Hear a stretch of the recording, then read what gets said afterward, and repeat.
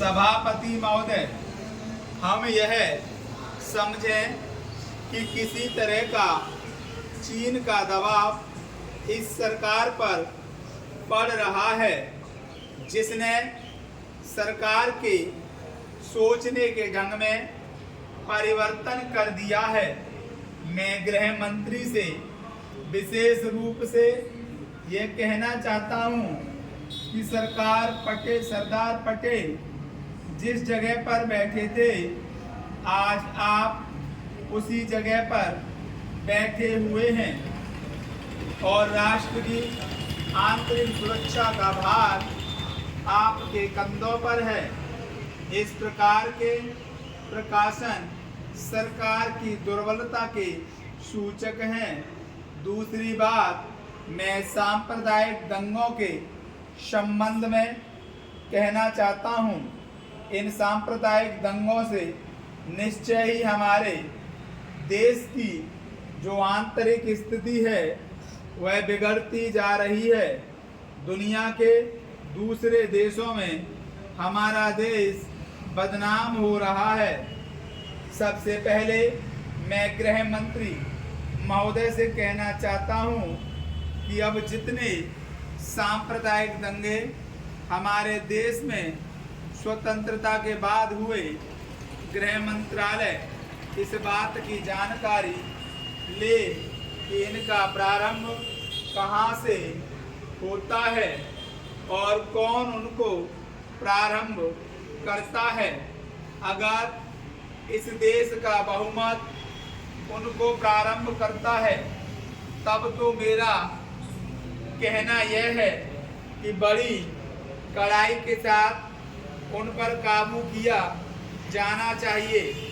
लेकिन अगर दूसरे लोगों की तरफ से प्रारंभ होता है तो मैं समझता हूँ कि उनके अंदर इतनी हिम्मत नहीं है, जब वे जानते हैं कि इसका परिणाम यह होगा कि हमको और हमारे दूसरे सहयोगियों को चोट लग सकती है।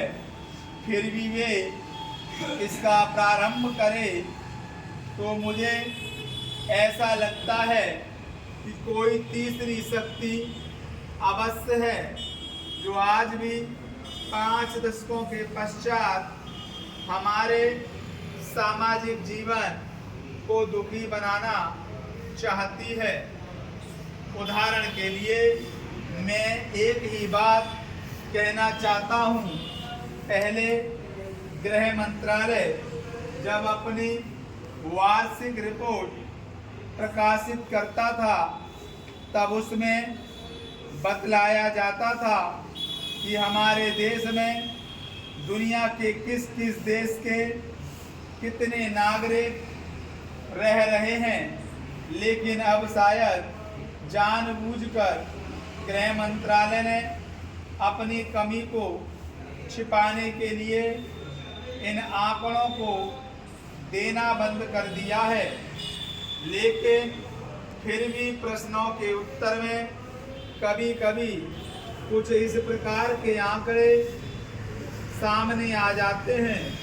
अभी हाल ही में जब यह पूछा गया कि हमारे देश में पाकिस्तान के कितने नागरिक ऐसे हैं जो पासपोर्ट लेकर रह रहे हैं, तब तो उत्तर में सरकार ने बतलाया कि इस समय पासपोर्ट के आधार पर भारत में रह रहे पाकिस्तानी नागरिकों की संख्या लगभग 217,000 है।